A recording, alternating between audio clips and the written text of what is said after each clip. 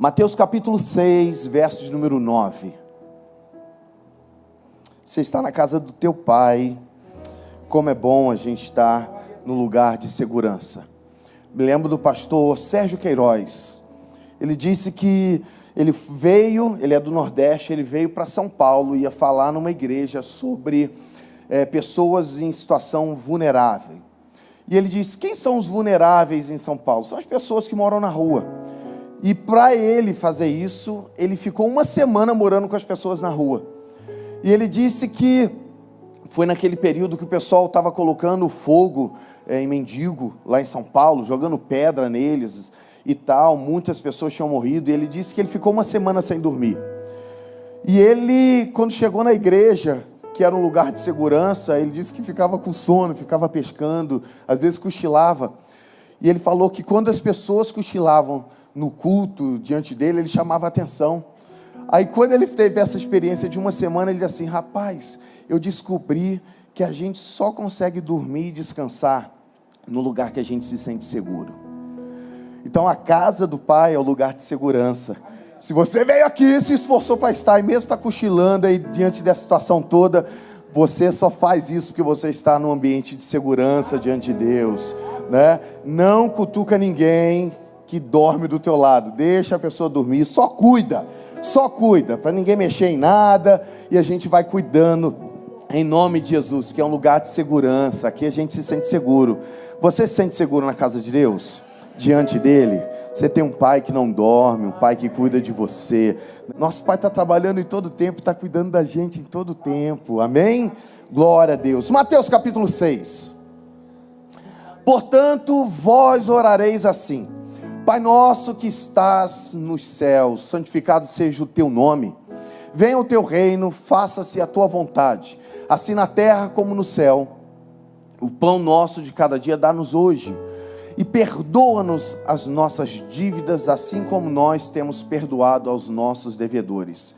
E não nos deixe cair em tentação, mas livra-nos do mal, pois teu é o reino, o poder e a glória para sempre. Deus, em nome de Jesus, acessamos a tua presença e podemos falar com o Senhor por causa de Jesus, o teu Filho, que nos tornou filhos e nos deu acesso ao nosso Pai. Queremos te agradecer pela oportunidade que temos de te adorar, de estar na tua casa, de estar num lugar de segurança e proteção, que é estar contigo e em ti. Que o Senhor libere uma palavra sobre cada coração. Pessoas que as suas mentes estão aflitas, pessoas que o coração está aflito, pessoas que vieram aqui achando que estariam cumprindo apenas uma agenda religiosa.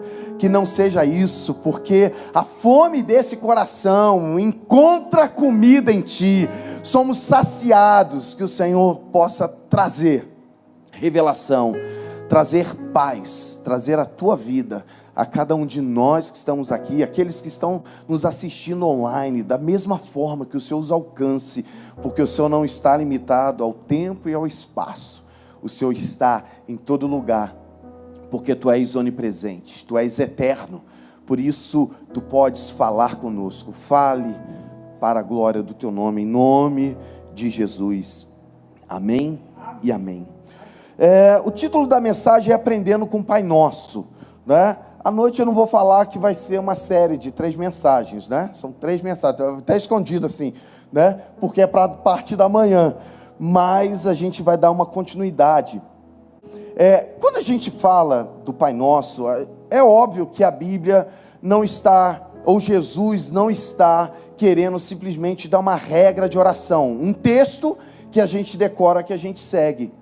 Ô pastor, eu sempre achei que era uma decoreba, que eu precisava decorar isso e usar isso para minha oração.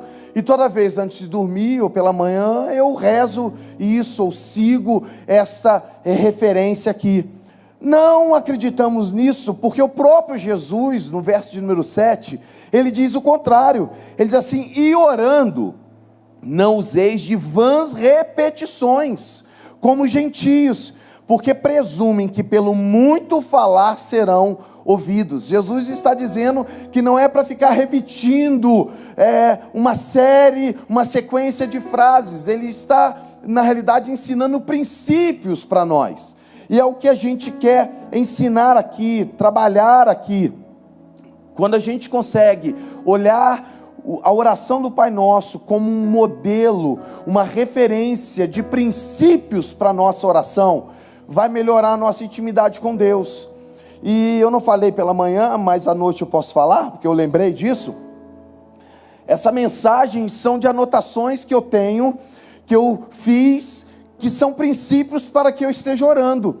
Quando eu estou orando, eu estou falando essas coisas que eu vou compartilhar aqui. São os princípios que eu sigo para estar orando a Deus. Porque às vezes você está numa oração e ela flui. Vem coisas na sua mente, você vai falando com Deus. E tem vezes que o teu dia de oração, ele é mais árido. Tem dia que você precisa seguir ali um modelo e ir seguindo, porque você sabe que você tem que orar. Então, na realidade, a gente pode aprender aqui nesse texto, nesse ensino de Jesus sobre a oração. E é isso que eu quero compartilhar nessa noite aqui conosco, em nome de Jesus. Primeiro ponto, o termo diz assim: Pai nosso que estás nos céus. O primeiro ponto é muito simples. Nós temos um Pai. Você e eu temos Pai. Nós não estamos aqui do nada. Nós temos alguém que deu start em nossa vida, que começou algo.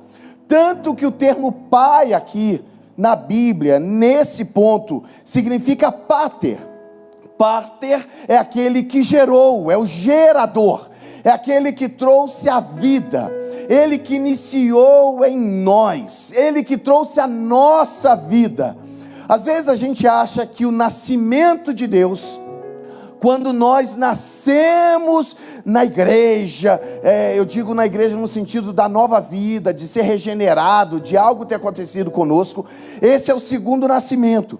Mas para mim, quando você houve uma concepção no ventre da tua mãe, ali para mim que você foi gerado de Deus.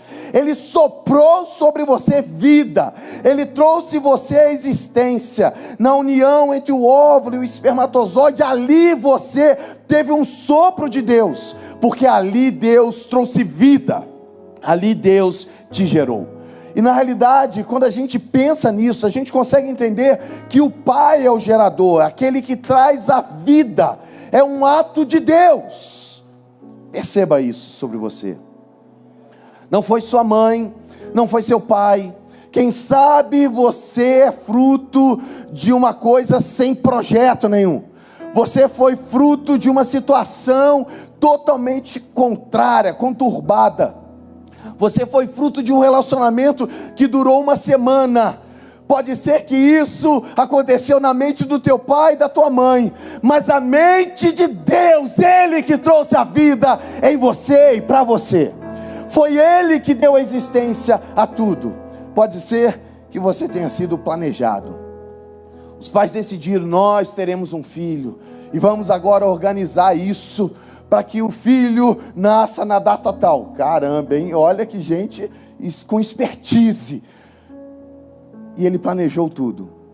Na realidade, essa pessoa não consegue controlar esse tipo de vida, porque quem sopra a vida é o nosso Pai Celestial. Ele soprou vida sobre nós. E essa informação, ela é importante para você e para mim, porque a informação que nós temos um Pai, é algo extraordinário. Eu estava até lembrando hoje à tarde, eu não sei quem já viveu essa experiência, a galera de hoje, os meninos de hoje não tem muito essa experiência, porque às vezes a gente ficava na rua fazendo bagunça, e a gente fazia bullying. Meu Deus, a gente fazia bullying, a gente mexia, implicava com os outros, e às vezes a gente fazia coisas que o pessoal ficava chateado, e quando a pessoa está virada, chateada, sabe o que ela fazia pra gente? Eu vou falar com meu pai. Rapaz, quando alguém falava assim com a gente arrepiava, a gente ficava assustado. Por quê? porque fulano falou assim, eu vou falar com meu pai. E a gente conhecia o pai dele, a gente sabia quem era, e a gente estremecia, porque ele ia falar com o pai, o que a gente estava fazendo bagunça, bullying, e aquilo estremecia o nosso coração. Já parou para imaginar que nas circunstâncias da sua vida, você pode simplesmente olhar para uma pessoa numa situação adversa, de dor, de dificuldade, de pressão, e que você pode simplesmente falar assim, eu vou falar com meu pai. Eu vou falar com meu pai, porque o pai é aquele que ama.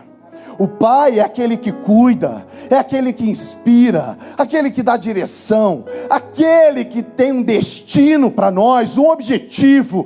E o pai, ele não é alguém que gerou e nos largou, mas quando ele planejou todas essas coisas sobre o seu filho, sobre nós, seus filhos, ele vai cuidando, ele caminha conosco. Pode ser que você não perceba, porque nos momentos de dores, nos momentos de dificuldade, nos momentos de perdas, quando nós perdemos quem amamos, quando nós temos frustrações e dores, a gente às vezes não consegue enxergar do lado, mas aquele que gerou é aquele que está caminhando conosco, simplesmente ele, para dar suporte, nos capacitar a permanecer em meio a tantas dores, porque você tem um pai, alguém que você pode dizer, eu vou falar com meu pai. Por isso a Bíblia traz alguns nomes que apresenta a Deus. O Pater é um. Outro texto que fala sobre o Pai está em Romanos capítulo 8, verso 15. Coloca no telão, por favor. Revista atualizada, tá? Porque não recebeste o espírito de escravidão, para viverdes outra vez atemorizados, mas recebestes o espírito de adoção. Fomos adotados em Jesus, somos adotados por Deus em Jesus, baseados no qual clamamos, Abba, Pai. Esse termo aqui é simplesmente alguém que pode chamar Deus de Pai, alguém que olha para Deus, o Criador de todas as coisas, e que pode dizer Pai. Alguém que no momento de dores que são insuportáveis, você pode simplesmente, no meio dessas dores, olhar para Deus e falar, Pai. Você tem um Pai, o qual você pode buscar, você pode descansar, você pode caminhar, você pode receber o conforto, o consolo, porque Ele é teu Pai. Nós fomos adotados em Jesus, nós nos tornamos filhos em Jesus. Jesus veio até nós e olhou a nossa condição de pecadores e afastados do Pai. Como Paulo diz em Colossenses, que nós somos estranhos, éramos estranhos e inimigos de Deus. Fomos andando distante dele e nos tornamos inimigo. Mas Jesus veio até nós e nele fomos reconciliados. E agora nós podemos falar com Deus que Ele é o nosso Pai. Paizinho. Que informação importante, que informação significativa para você nessa noite. Você tem um pai. No casamento dá até confusão, né? Porque imagina alguém fala assim, olha, eu vou falar com meu pai do que você está fazendo comigo. Aí o marido fala assim, tá bom, porque eu também vou falar com meu pai. Porque o pai é pai de ambos. O pai é pai daqueles que estão aqui. Até para nós pastores é complicado quando a gente vai resolver problemas de gente na igreja que deu uma confusão entre eles, porque Deus é o pai de todos eles, e às vezes a gente está arrumando confusão e no final a gente acha que está com razão, porque Deus é o nosso pai, mas a gente esquece que o Deus é o pai dele também. E como Deus resolve isso? Ele diz assim, é muito simples, aprenda a perdoar, aprenda a colocar já o juízo sobre isso e entender que na cruz já foi recebida a penalidade de qualquer dor e dificuldade. Quando a gente consegue enxergar isso, nosso casamento, até no casamento, melhora. O segundo nome que eu quero pensar aqui com você, a gente está falando de Deus como Pai, é o termo Elohim. O termo Elohim, que está lá em Gênesis capítulo 1, verso 1, Diz assim: no princípio criou Deus os céus e a terra. Esse termo Deus aqui está falando do Deus Elohim, o Deus Trino, está falando daquele que tem o poder criativo. O termo Deus Elohim é apontado para Deus como o Criador, aquele que traz à existência as coisas, aquele que é poderoso para manifestar o seu poder criativo. Só dando uma deixa aqui, esses nomes, essas coisas a gente aprende lá no instituto, tá bom? Só uma deixa, tá bom? Elohim, então, o Deus Criador, é utilizado quando há desafios na nação, e eles olham e falam assim: nós precisamos de um Deus que esteja sobre nós, um Deus que tenha poder para resolver essas situações, porque Ele pode trazer do nada a existência sobre a minha vida, sobre circunstância que estamos vivendo do nada, porque Ele é Deus Criador. No princípio criou Deus. A palavra de Deus trouxe à existência todas as coisas. Quando Deus falou, o universo veio à existência. A ciência diz que foi o Big Bang, onde houve uma explosão, e todo o universo veio à existência através de explosão de algo que era do tamanho de uma bola de tênis, e criou todo o universo. Às vezes eles podem chegar perto, porque a palavra de Deus, quando foi ecoada na eternidade, manifestou de uma forma tão soberana sobre os céus, sobre a terra, que trouxe à existência todo o universo. E esse termo para esse Deus que tem poder para fazer isso é Elohim, que é o teu Deus, o Deus que você acessa em Jesus Cristo, o Deus que você pode acessar, porque Jesus descortinou um caminho para você estar diante desse Deus. Aleluia. Você pode aplaudir ao Senhor? O nosso Deus, imensurável, inesgotável, trouxe à existência todas as coisas e nos deu a oportunidade de chegarmos a Ele como o nosso Pai. Aleluia. Outro termo que a Bíblia fala para Deus é o termo Javé, que está em Êxodo, capítulo de número 3, verso 13. Diz assim: disse Moisés a Deus: eis que quando eu vier aos filhos de Israel e lhe disser, o Deus de vossos pais me enviou a vós outros, e eles me perguntarem, qual é o teu nome? O que lhes direi? Disse Deus a Moisés: eu sou o que sou. Disse mais: assim dirás aos filhos de Israel, eu sou, me enviou a vós outros. Disse Deus ainda a Moisés: assim dirás aos filhos de Israel, o Senhor, o Deus de vossos pais, o Deus de Abraão, o Deus de Isaque, o Deus de Jacó, me enviou a vós outros, e este é o meu nome eternamente, e assim serei lembrado de geração a geração. O Deus de Jacó, o Elohim que trouxe tudo à existência, mas a vocês, não é simplesmente o Deus que trouxe todas as coisas à existência, é o Deus agora que está se revelando, é o Deus que não é simplesmente o Criador que está longe, mas é o Deus agora que começa a se relacionar e começa a se apresentar ao seu povo, é o Deus que começa a se dar a conhecer. O termo Jeová ou Javé, aquele que existe, e aquele que é poderoso, que criou todas as coisas, decidiu se comunicar e se relacionar com o seu povo. Ele queria alcançar a humanidade, e ele inicia por um homem, Abraão, sua descendência, até uma nação. Ele diz: eu não quero apenas ser o Deus criador e aquela entidade, né? Dentro de filosofia, entidade não é no sentido espiritual, tá bom? O ser, o qual nos relacionamos, entre aspas, porque é criador e ele está distante, é o ser que decidiu agora se relacionar conosco e dar sua face a conhecer. Isso é tão extraordinário, porque Deus veio progressivamente se revelando. E quando chega em Jesus, é como se Deus se abrisse completamente àqueles que desejavam conhecê-lo. E em Jesus nós somos conhecedores de Deus e nos relacionamos com Ele de uma maneira tal que Ele decidiu não apenas que nós nos relacionássemos com Ele, mas Ele decidiu vir morar em nós. Isso é poderoso demais, irmãos. Ele decidiu vir e habitar em nós.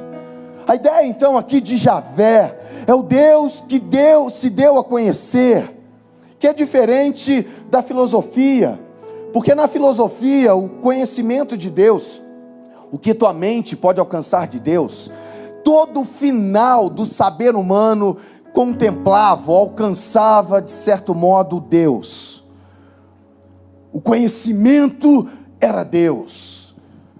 O motor imóvel era Deus, mas é um Deus sem face, é o Deus irreconhecível, é o Deus que a tua mente pode pensar, abstrair e alcançar, mas não é o Deus que se relaciona, não é o Deus que vem até você, não é o Deus que você pode chamar de Pai, que é o Deus que a Bíblia apresenta, o Deus que veio até nós, e nós podemos simplesmente falar: Pai, Pai.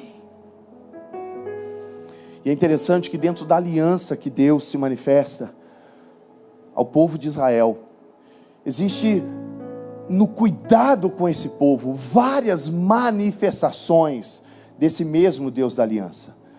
Por isso o Deus da aliança é o Deus que cura, Jeová Rafá. Dentro da aliança, no momento de dificuldade, onde você está oprimido numa batalha, Ele é o Jeová Nissi, Ele é a tua bandeira. No momento de dor e aflição, no momento que você olha e diz: como eu vou viver nessa condição, diante dessa perda, Ele é o Jeová Shalom, o Deus da paz. Ele é o Jeová Raá, o Senhor é o meu pastor. Ele é o Jeová Jirê, o Senhor que provê. Ele é o Jeová Chamá, o Deus que está ali, que está simplesmente conosco. Às vezes a gente questiona: por que se Ele está conosco, Ele não se manifesta da maneira que a gente espera? Ele é soberano. Se Deus precisasse explicar tudo o que Ele faz, Ele não seria Deus. Poder se manter em silêncio diante de situações que para nós são contraditórias, é o que demonstra o seu poder, porque a gente quer justificar, a gente quer apresentar, a gente quer mostrar que estamos certos. Deus não precisa fazer isso, porque quem é Senhor simplesmente governa. Segundo ponto, João capítulo 6, verso 27. João capítulo 6, verso 27. Trabalhai não pela comida que perece, mas pela que subsiste para a vida eterna. O pessoal estava comendo às custas de Jesus, dos milagres, e o pessoal diz: nós vamos seguir Ele, esse aí tem que ser o nosso rei, porque Ele nos dá comida, provê tudo. Aí Jesus está justamente dizendo para eles: não trabalhai por essa comida que perece, mas pela que subsiste para a vida eterna, o qual o Filho do Homem vos dará. Porque Deus, Theos, dentro da filosofia, o Theos, a divindade, aí ele diz assim: porque Theos, a divindade, o Pai, Pater, o confirmou com o seu selo. Verso 28, dirigiram-se, pois, a ele, perguntando: que faremos para realizar as obras de Deus? O que é necessário para que a gente então realize essa obra que você está esperando de nós? Verso 29, ele responde: respondeu-lhe Jesus: a obra de Deus é esta, que creais naquele que por ele foi enviado. O primeiro ponto fala que nós temos um Pai. O segundo ponto vai nos falar que Deus é o nosso Pai. Mas para Ele ser o nosso Pai, algumas ações são necessárias. E eu quero compartilhar com você, entender esse processo. Porque Ele está dizendo do Deus o Pai, Deus, o Pai, Theos, o Deus distante, a divindade que dentro das culturas antigas, essa divindade requeria sacrifícios, ações humanas para poder se apresentar diante dele. O homem tinha que fazer uma troca e na sua troca entregar o seu melhor para Deus, que podia ser bens, ofertas, podia ser até vidas. Sacrifício de animais e vidas humanas, sacrifícios de pessoas, isso dentro de outras culturas, mas dentro da nossa cultura cristã, quando nós olhamos para a Bíblia, nós não vemos um Deus que exige isso, mas o Deus, o nosso Pai, que nos tornou filhos, que nos deu acesso à sua presença, Ele decidiu vir até nós para nos fazer seus filhos. E é interessante que Jesus diz a forma simples que a gente se conecta com Ele. Como você se conecta com o Pai? Jesus diz: você tem que crer naquele que Ele enviou. Quem Deus enviou? Quem Deus enviou? Isso, vamos melhorar. Quem Deus enviou? Jesus. O Pai envia o seu Filho. Ele diz que para nós acessarmos o Pai, nós precisamos estar no Filho, no relacionamento com o Filho. Para você ver o Pai, você precisa ver o Filho. Entende? Que no relacionamento com o Filho, você está no Pai. Aí a gente quer que o Pai nosso se manifeste na nossa vida, mas a gente quer ir de uma maneira, pulando as nossas etapas.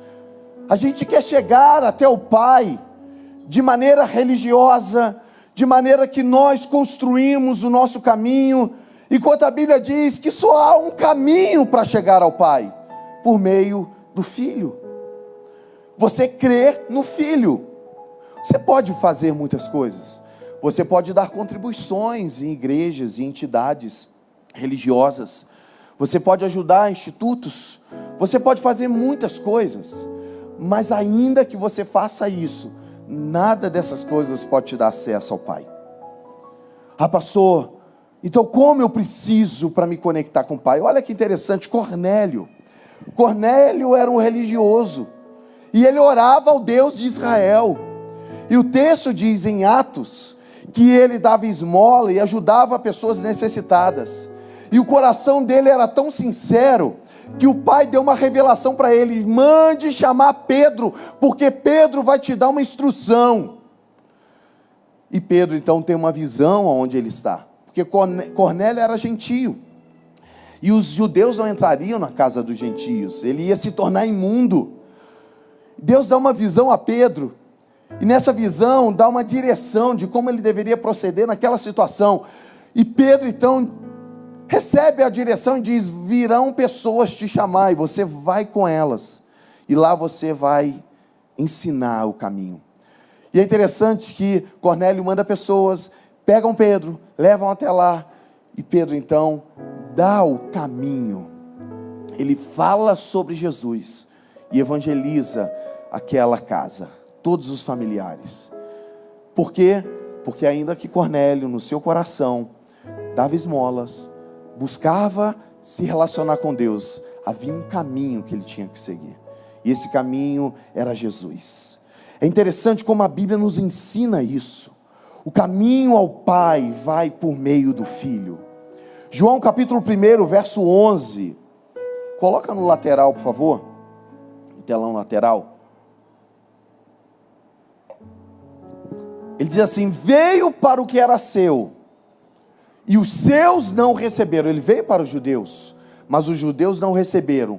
Verso 12: mas a todos quanto o receberam, deu-lhes o poder de serem feitos filhos de Deus, a saber, aos que creem no seu nome. Aqueles que receberam Jesus, confiaram nele, se conectaram pela fé, nós recebemos o poder de sermos filhos de Deus. Para que você fale: o Pai é meu, o Pai é nosso, você tem que estar conectado ao Filho. Verso número 13, coloca por favor. desse mesmo capítulo. Olha só que interessante. Os quais, como que você então nasceu para essa nova realidade? Os quais não nasceram do sangue, nem da vontade da carne, nem na vontade do homem, mas da vontade de Deus. Você nasce de novo, da vontade, pela vontade de Deus. Quando a gente se coloca nessa condição de nos relacionarmos com Deus, nós passamos a ter benefícios. Benefícios de sermos filhos, benefícios de acessar aquilo que o Pai tem, como acontece na nossa vida. Ninguém vai na casa do Pai, ainda que por respeito, se você visita o seu pai agora, você não sai abrindo a geladeira. Mas se você pedir água, o teu pai vai falar assim: pode pegar aí, meu filho. Você não vai esperar que o pai venha te servir, ainda que ele possa fazer isso. Mas se você está na casa do teu pai, você fala: pai, estou com sede. O pai diz: vai lá, meu filho, pega aí na geladeira. Você pode ter acesso a tudo isso. Pai, estou com fome. Pega aí, meu filho. Fique à vontade, porque você tem acesso ao Pai. Terceiro e último ponto. João capítulo 19, verso 10. Quando a gente lê em Mateus capítulo 6, o texto diz que o Pai nosso estais nos céus.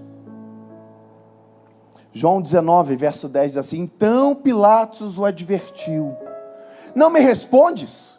Não sabes que tenho autoridade, eu tenho poder para te soltar e autoridade para te crucificar? Pilatos está falando isso para Jesus. Olha a resposta daquele que é a autoridade máxima sobre o universo. Ele diz assim: respondeu Jesus: nenhuma autoridade, nenhum poder você teria sobre mim, se de cima não te fosse dada. Por isso, quem me entregou a ti tem maior pecado do que você. A autoridade que você tem, ela foi delegada. Você não tem autoridade própria. O teu poder não é próprio. Você recebeu uma autoridade. Autoridade que vem dos céus. Eu acho muito interessante quando a gente olha para a Bíblia e quando ele fala da ideia do céu. Porque o céu, eu sei que tem o aspecto espiritual, do céu espiritual que Paulo fala, mas a nossa ideia do céu, quando olhamos para cima, é a ideia daquilo que é infinito, daquilo que é imensurável, incontrolável, daquilo que nós olhamos e ficamos deslumbrados. O céu, ele apresenta para nós uma ideia, entre aspas, daquilo que é eterno, por causa da infinitude, por causa de não termos o controle, porque é o maior que nós conhecemos, aquilo que para nós tem a ideia de atemporal. O céu tem esse conceito, parece que implícito nele, de divindade. O céu traz algo diferente. O céu, na Bíblia, tem a ideia de onde Deus está, de onde a autoridade se manifesta, de onde o governo vem. E o terceiro ponto fala justamente sobre isso, que dos céus o Pai governa. Nós temos um governo do Pai que está nos céus, porque dos céus tem autoridade. E quando você diz assim: eu vou chamar meu Pai, você não está invocando apenas o teu gerador, ou aquele que trouxe uma vida física sobre você, mas você está falando de alguém que tem autoridade, está sentado num trono, autoridade máxima, à sua destra, o Filho Todo-Poderoso que reina e governa. Esse governo está sobre nós dos céus. O termo Theos tem essa ideia do ser divino, o poder que controla o mundo e também gera pessoas, e a vida humana está debaixo desse governo divino, de Theos, de Deus, que pode influenciar o destino dos homens. E a Bíblia diz que esse Deus que está nos céus e governa todas as coisas, a gente pode acessá-lo chamando de Pai. A gente pode acessá-lo com uma oração Porque Jesus nos franqueou, nos abriu um caminho ao Pai. Aquele que governa sobre todas as coisas, que está acima de todos os homens, que é imensurável, inesgotável, incontrolável, inacessível na visão humana, se colocou acessível a nós por meio do Filho, veio até nós por meio de Jesus. Por isso, nós olhamos para os céus e entendemos que dos céus tem a nossa fonte, o Pater, que é a fonte da nossa vida, é a fonte de todas as coisas.